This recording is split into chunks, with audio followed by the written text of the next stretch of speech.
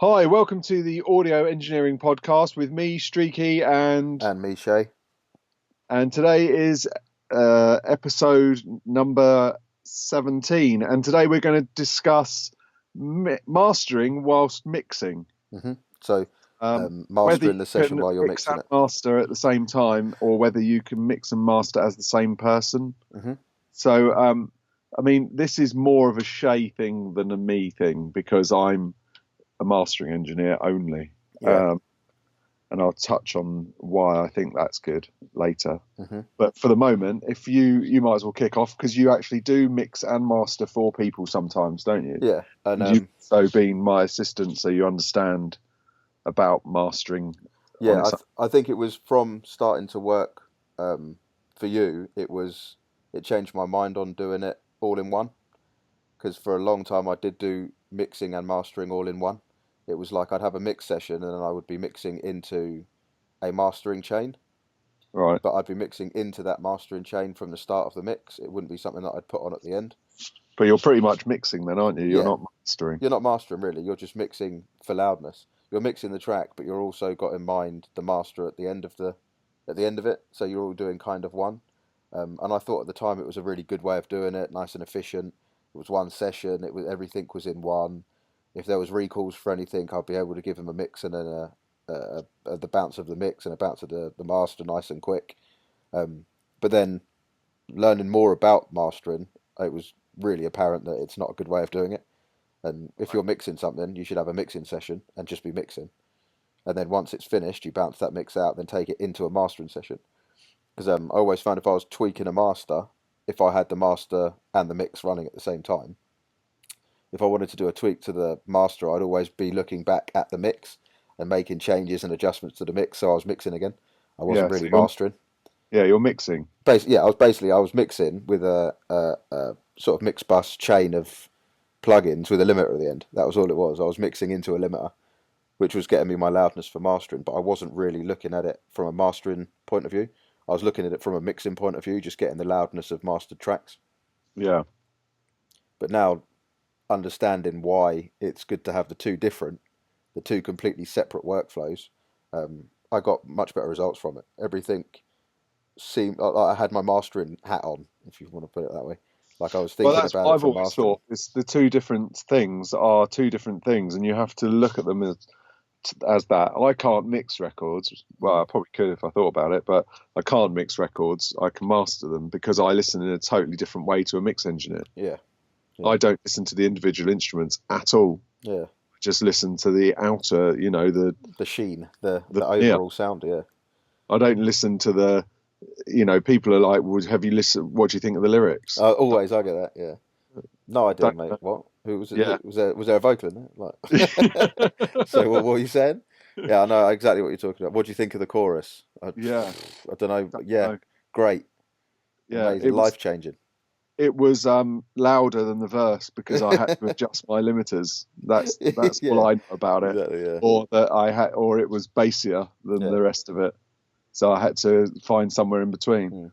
But my and my whole thing, as I've mentioned many times before, is that I don't think jack of all is the way to go about any kind of sound engineering. hmm In the same way, I don't think it is to be a builder. In the same way, I don't think it is to be a heart surgeon. Yeah, I'm going to have. I've had a heart attack. You can have the guy that's that specialises in hearts, yeah, or you can have the guy who does a bit of everything, but he's yeah. cheaper. He's a dentist on Saturday. Yeah, Yeah. All right. Okay. Yeah. I'll have him. Yeah. He sounds yeah. perfect. I do think though that in order to realise it's better to do it separately, mixing and mastering, you kind of have to have done it together to realise that. Like, I don't think it's a bad thing to do it all in one session.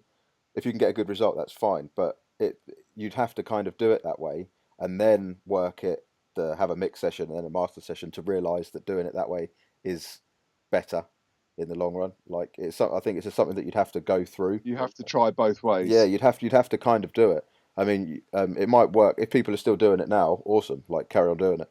But then just try and just mix. Nothing on output, like nothing on a mix bus output. If anything, like I recently did a video of like mix bus processes, like my mix bus for a mix to get ready for master, and it's making sure that I'm still keeping dynamics and stuff. I'm not thinking about mastering. I'm thinking about mixing. I'm thinking about mastering in the case of I'm handing it over to a mastering engineer, but it still needs to be a mix. Who's that then? It cut well, you of course. It's still going to be a mix. It still has to be mixy. It can't Yeah. be Now mastery. the thing is, people need to be aware of how different a mix sounds to when it's a finished good mix compared to when it's a finished good master. Yeah. And a finished good mix can still be loud, but it's got the dynamics there and everything's sitting balanced. It's more about the balance of mix and getting that balance correct, so that when it comes to a mastering session, there's nothing like sticking out too far, or there's nothing that's, you can just basically turn it up, as we keep saying. So it's to get that balance right. So when you go to limit, nothing's going to be all you're doing is surprising. turning up the limiter. Exactly. It's going to sound the balance will still sound good when it's limited, rather than it sounds all right as a mix, but then you go to limit and then all of a sudden, like, the vocals piercing through your brain so much, it's nuts. But the thing that surprises most mix engineers is when they've finished a mix and they've mastered it themselves. So they've done the process that we're talking about. They've also done the process as in, they go master it the next day themselves. Yeah. The difference then, when they send it to me with the mastered version, and then I do what I do, picking myself up again. But this is for every mastering engineer. Yeah. How much more a real mastering engineer gets out of it compared to somebody trying to mix and master is so big a difference. Well, you're not invested in the track. It blows them away. Yeah, you're not invested in the track. You're listening as a mastering engineer. The guy that mixed it is listening to the guitars that he spent 4 days. That's right. But what I'm saying is, if you haven't done it, you should try it. Just try it. Go to a mastering engineer, even if he's charging you 20 quid or something. I mean, why people don't, for like someone who's charging 20 quid isn't going to be that great anyway, but they're still going to be better than you if that's all they do every day. Yeah, exactly. And if they are doing it all the time, every day. Yeah, for 20 quid a track, they're probably not. Yeah. But pay at least 50. Yeah. But I mean, if someone's mixing the track, like we were talking about it before, if someone's mixing a track and mastering the track, 50% of the time they probably produce the track as well. So before they've even started mixing it, they know they're going to be mastering it. So they're trying to get it hard and banging and loud at production stage. Yeah. So they haven't got to do much when they're mixing. So they haven't got to do much when they're mastering. Whereas if there's a producer, all he's worrying about is the things that are in it, the sounds that are in it. Do you know what I mean? The composition of it. Then you've got the mix engineer that's just worried about the balance, making sure everything's balanced right. The reverb sits where it's supposed to go. Things are punchy. Exactly.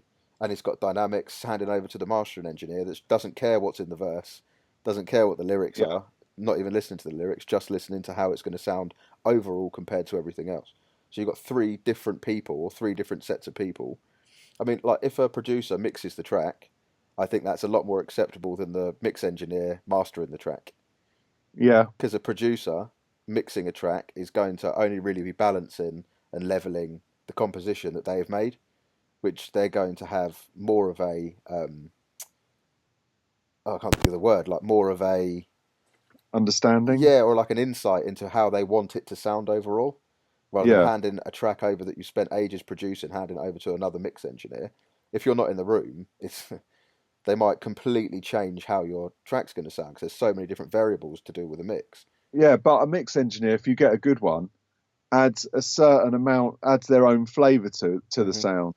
So although you've got, it's kind of like it's kind of like a remix. It's not really a mix. A lot of good mix engineers are more remixers than mixers.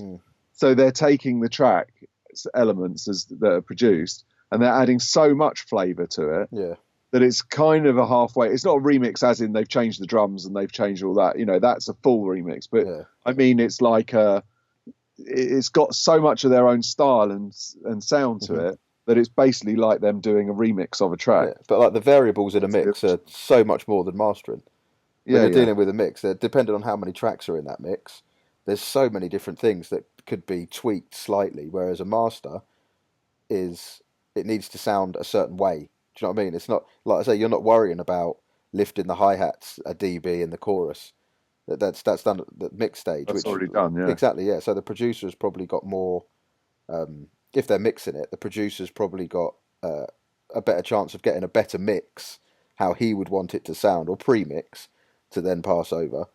But like a mix engineer then mastering the track, I don't think, after doing it for a long time, I don't think it's something that should be done. Do you know what I mean? If you're going to mix it, at least give yourself a couple of days to then master it. Don't like in the same session. Nah, not anymore.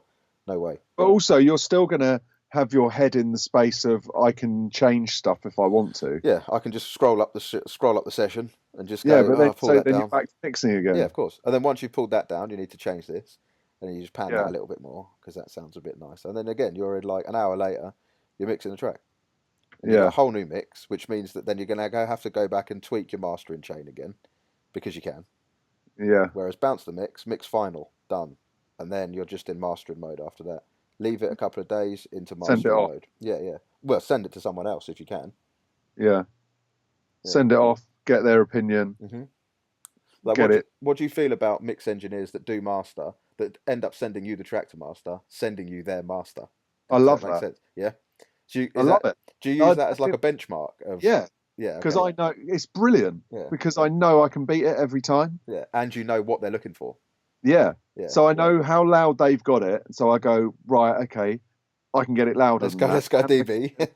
Yeah, and I can get it more dynamic. Yeah. And I can just make it sound a million times better.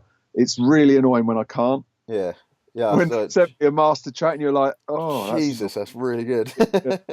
And then you're like, but you still then will get it better. Yeah. It's amazing because I amaze myself sometimes because you then go, because you've got to. So you'll spend so long trying to get it to sound better than their mastered version. Like, is that something there's no way I can send the track back and go, your mastered track was fine. Yeah, I know, yeah. So, but you can't. Because they're like, hey? Business over. Yeah, exactly. How am I going to do that? I'll never work again. Yeah. But like, is that something that you would prefer people to do? Even if they're producers, like, would you prefer them to send you a master? Yeah, because I know mainly I like people to send me reference tracks. Yeah. And I like people to send me their mastered version. Yeah, but because the reference track tells me how loud they're expecting it to be. Yeah. Which is the number one thing that you need to tell a mastering engineer, because otherwise you're just it's a guessing game. I always get in things as loud as I can possibly get them without something breaking up. But sometimes people want it dynamic. Yeah. Some people want it super crushed or loud. See, I've got a problem. I need to manage their expectations, and that's very difficult if you haven't got any reference or any idea of what those expectations are. See, I've got quite a big problem with reference tracks, and when people send reference tracks, and that's that the reference track that they send is nothing like the track that they want processed, which is like, I want it to sound like this. Well, then can you send me a tune that sounds like that then, please?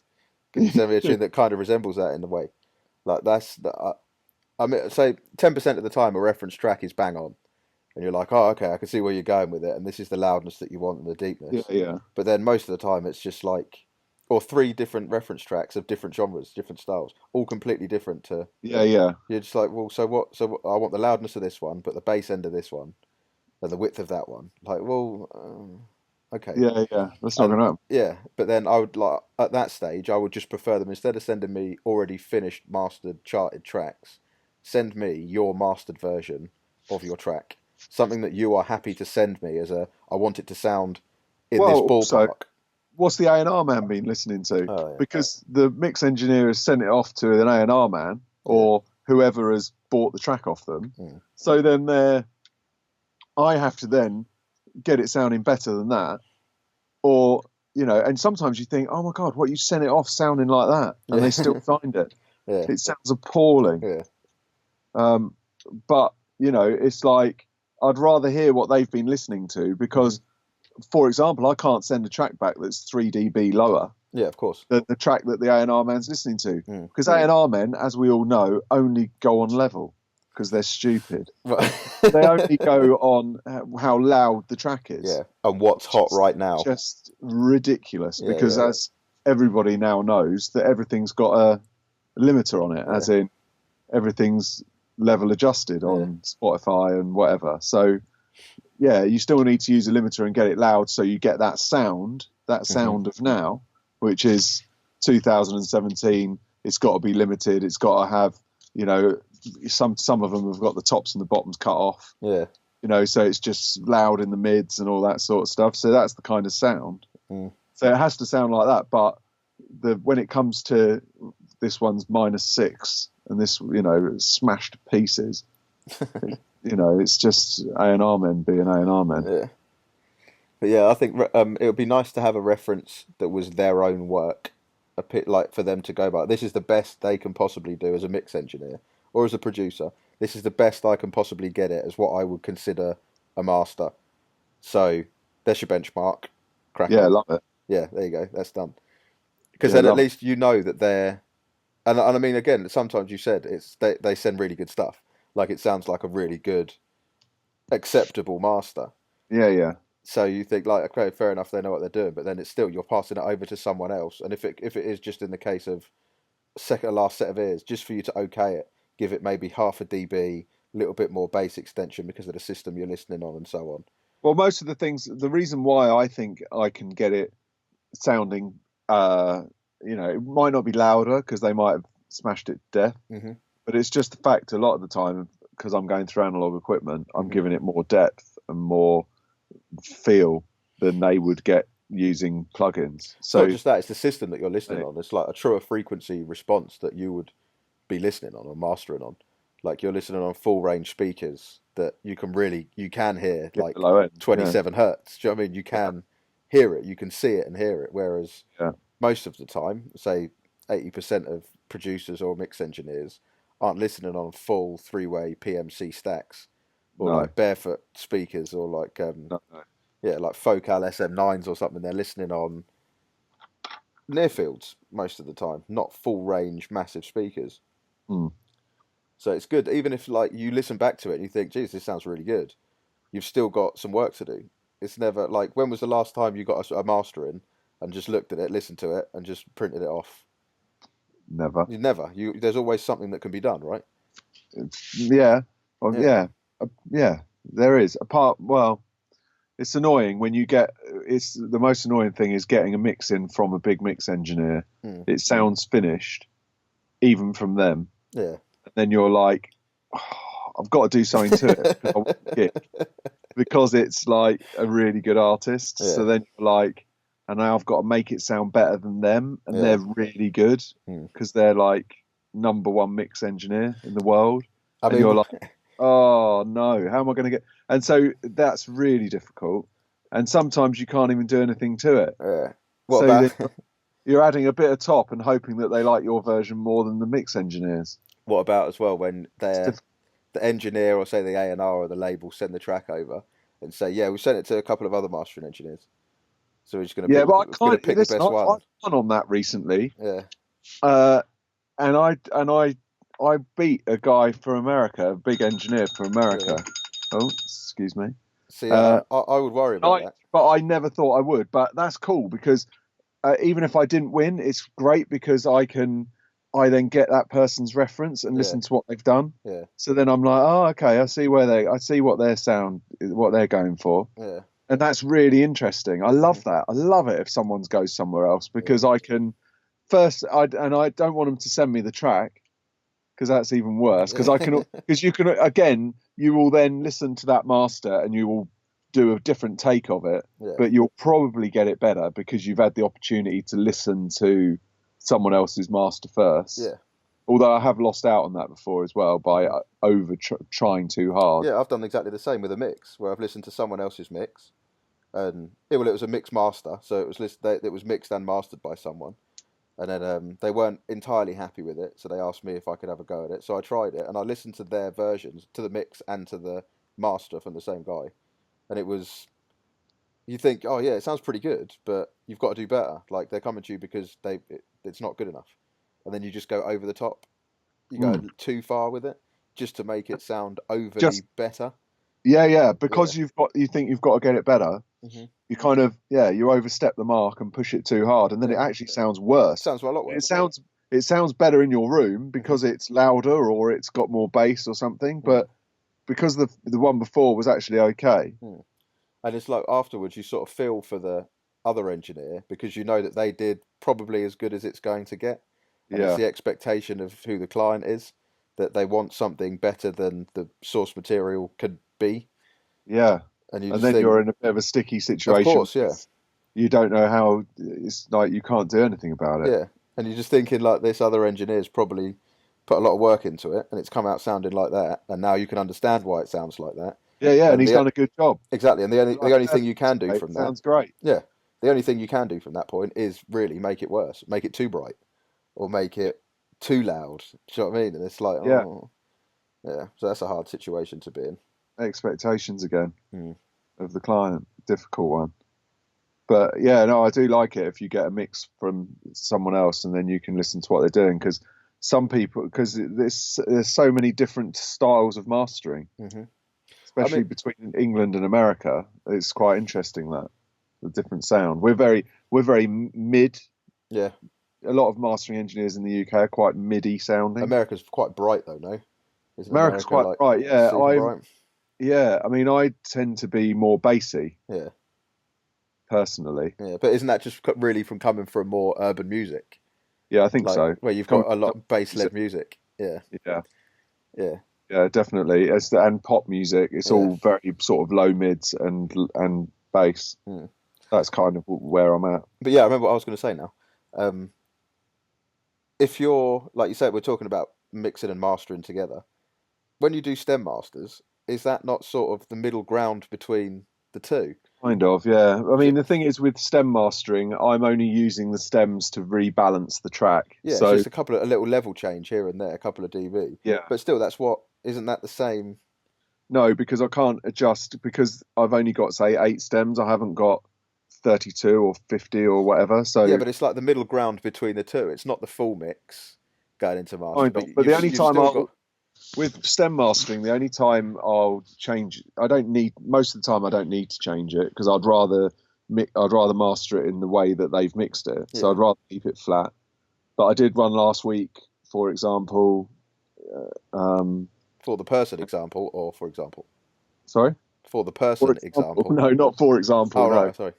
I did one, for example, Okay, right. for example, Yeah, and basically, yeah, I had to turn down sort of synths because they were getting in the way of the vocal. yeah, So that's handy to do because then I don't have to go back to the guy and tell him to do it. But yeah.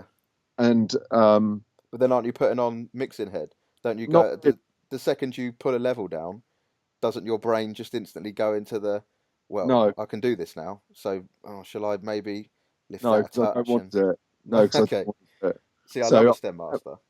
so I've already yeah, but you do if you're doing it in the box, then it's totally different. Yeah, true, true. Because if I'm just mastering stereo through equipment, I'm not using any plugins on the stems. Yeah, So I'm not adjusting the stems as in any sounds or anything. I'm just yeah, going, okay, I'll pop the vocal out a bit more because as I'm pushing it into the limiter, the vocal's getting lost a bit in the mix. So by popping it up half a dB, it's now sitting where I want it to sit. yeah, So I don't have to EQ it so much. So for instance, I don't have to make it brighter. I can turn it up by half a dB. yeah. That means that the rest of the track can stay softer. See, Rather, I think I love a stem master because I like mixing. And yeah, it gives me that little extra control, yeah, that yeah. little Because extra mix you head. find mastering boring. Well, no, not boring. I like. No, but it is because I used to find it like when I used to write music and when I used to mix my own music, I used to find I did mastering for my day job, and I used to find it really uncreative. Really? Yeah, because I couldn't do it. There wasn't enough I to do. suppose, yeah. Once you start getting EQing and creative, compressing. You're not. What are you doing? You're not doing a lot, are you? yeah, Yeah, you're making it sound different, but yeah. when it comes to actually the tools you've got to You're not produce, supposed to be creative. Once you start getting creative, you start messing with the sound of the person's that's track. right. I'm not there to be a creative part of the thing. I can Yeah, be to a degree, yeah, but I'm not in the same way creative as in writing or changing the way things yeah. individual instruments sound, which is much more fun Hmm. than just mastering when you know both. But now I prefer doing mastering because I'm lazy and I wouldn't Yeah. want to. It's just too much to do mixing and produce. It's too much to change a couple of levels here and there. Like, Yeah, oh, yeah. I too couldn't much handle. control. Yeah, Can't deal I'm with it. quite happy just EQing. Yeah, Yeah, I haven't got the time in my life to sit on one track for yeah, 4 weeks. No, it's driving me mental. But I think that's why you like the stem mastering more, just because you're used to being so much more creative. yeah. I like that Used to edge. Yeah, that little bit of extra sort of license try to it, not. that little bit of control that you get over it, where Yeah, you feel more invested in the song a little bit. But then it is like you're not a mastering engineer anymore, really. You are a in between when you mix. get to that stage, yeah. I Yeah. mean, I'm still a mastering engineer when I'm just turning the level of the bass up, Mm. but I don't tend to do that often. You know, like I say, I tend to just get. I'm more likely to, if somebody says, "Should I do stem master?" I'm more likely to say, "Send me a stereo mix." If Hmm. I need stems, I'll shout. Yeah, yeah. That's what I'm more likely to do. And then Hmm. I'm more likely to say to somebody, "Don't bother sending me the stems. Just drop the vocal by half a dB and resend it." Yeah, You know, because what's the point? Don't send me all the stems over. Then it's more complication. yeah. It's pain. You know, it can get painful. Guaranteed more revision Yeah, yeah, because yeah. Because they yeah, know that then it's in your hands now. yeah, Like you've yeah, got all this, it's in your hands now. So now okay, maybe if you just drop that down. No, no, no. I tell you what, you do the yeah. There's mixy no need stuff. to drop that Yeah, down. It's fine. yeah, Don't need to then have another mix of it, yeah. another master of it with the bass up. Mm, It's not going to change it. yeah, yeah, You know, and oh, can you put the guitars up now? Because I'm not sure. yeah, No, no, I am sure. yeah. I've mastered it, and I think it sounds great. Don't worry. Hmm. And then So, the drummer that's paying for it, doesn't like the drums. So it's like, yeah, you turn the drums up, I'm paying. Like, oh, okay, so have we covered mixing and have we come to a conclusion on that then? I don't know if we have. I mean, um, I'm obviously for people doing one job and one job well, hmm. but I wasn't. I is it think a I am budget now. thing? Do you think it's a budget thing over a creative thing? I think it's like three things. One definitely is a budget thing. The other one's like an experience thing. I think it's something that you'd have to go through in order to realize. Like you'd have to kind of be mixing the track and mastering it in the one session, and then moving on to doing it separately in order to realize it's better to do it separately. So it's like an experience thing, and like the last one, yeah, it's just a creativity thing. What you prefer doing? If you prefer to just put the sheen on and not be invested in the creative side of the track, fine. But if you want to be that, then mix and master at the same time. Well, not at the same time, sorry. Mix and master, but have different times of doing it. Mix on a day, Do you give know two what I think days, people master. should do? Mm. Is they should use professionals for what the professional does, and that person should get on with the thing that's more important, which is trying to get themselves out there and get the music sold and get the music Yeah, into the marketplace, and worry more about distribution rather than them learning how to be a mastering engineer and yeah. learning how to be a mix engineer and trying to do everything. But again, like human beings are cheap. Human beings are cheap. Like I would prefer to not have to pay if I think I can do it myself. And everyone's exactly the same, whether they like admit it or not. If you think you can do it yourself, you might as well try and do it yourself No, until you don't totally disagree. That's really. totally the wrong attitude to have in life. Nah, see, if I can do it myself, I'll do it myself until I realise that actually at that point, no, I can't do it myself, and then I'll pay someone else to do it. But I would always try to do it myself first, and Yeah, it's because I'm cheap. yeah, that's the thing. You'll never be a rich man if you have that attitude. No, That's that the wouldn't thing. that make you more of a rich man because you're saving your money? No, no. Yeah, Rich men, every rich person I've ever met in my life, yeah. it's rich because Spent their they've money. no, that you spend your money so that you basically um what am I trying to say? Delegate to people. So you delegate everything off and you concentrate on the one thing that you're very good at.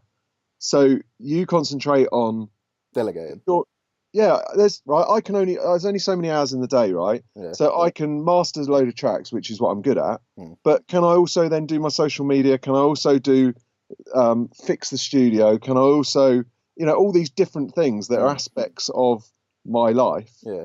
Can I also do my accounts? Can I also do my I don't know, legal stuff? Can I also do my bookings? Can I also? No. If I just concentrate on mastering and fill my day with that, I can make more money doing that than I can from spending an hour where I'm charging £200 doing my accounts, where I can pay someone 25 quid. Yeah. Do you know what I'm saying? Yeah, I see what you mean. Yeah. So you max out the time that you're good at to make the most money you can. Yeah, Otherwise, you spend all your time. You're better off paying someone 100 quid to paint your walls in your house than you go to work and earn 500, aren't you? Yes, yeah, that's right. When you put it that way, but then otherwise, you spend all your time doing something that's not earning you any money. The more money you can earn, the better life you'll have. Yeah, I see it from your point of view, but I would still try and do everything myself first until I realise I can't do it and someone else can do it better. But it's probably just an ego thing as well. Like, do you think Simon Cowell's fucking cleaning his own car? No. But I mean, before he was rich, there probably would have been a time when he did. No, he wasn't. He was never doing it. That's why he's rich. He's got that mental attitude. Anyway, off topic. But that's another video, isn't it? That's a whole podcast other or video. Yeah. Okay. Well, that's it. Thanks for listening. Please subscribe. Please leave some comments. We need some comments so that we can know what everyone wants to hear from us. Mm-hmm. And please let us know what you want to know about. If there's anything that we can help you with, then we're more than happy to oblige. Mm-hmm. Go to streaky.com for more on mastering and mixing. And thanks. Goodbye. Bye.